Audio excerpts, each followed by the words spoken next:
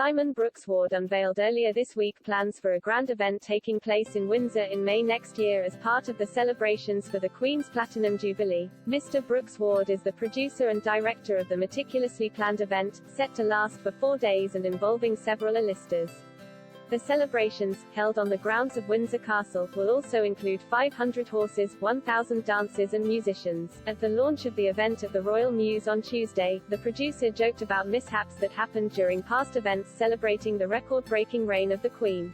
During the Golden Jubilee celebrations, which marked in 2002 the 50th year of the Queen on the throne, Windsor experienced biblical rain which almost led to a catastrophe, the event producer recalled. He said, "Over nearly 20 years, we've seen some sights at Windsor.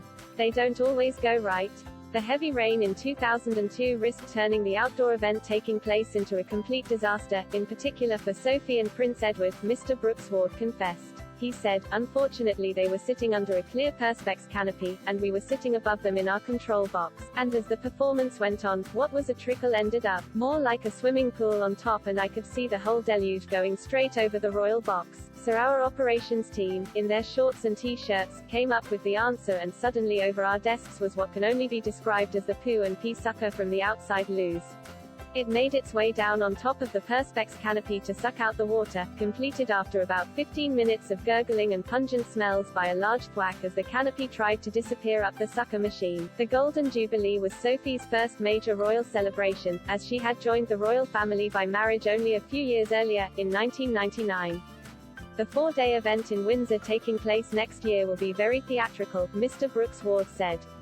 In a clear nod to the Shakespearean era, an acting troupe of Queen's players will appear alongside the Household Cavalry, the King's Troop Royal Horse Artillery and box office artists.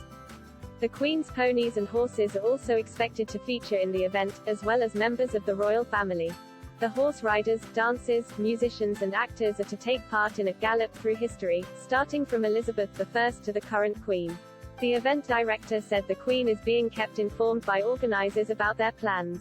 The event, which can be attended by members of the public holding tickets starting from £55, will raise money for a number of charities, including those supporting NHS staff and key workers. Celebrations for the Platinum Jubilee are expected to take place throughout all of next year. But they will likely peak during the first week of June, when Britons will be able to enjoy a 4-day-long bank holiday weekend.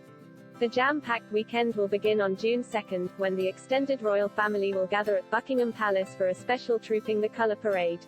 On the following days, the Queen and other members of the royal family will also attend a service of Thanksgiving at St. Paul's Cathedral. The monarch will celebrate her love for horses by making an appearance at the beloved Epsom Derby, and Buckingham Palace will become the set of a star-studded concert.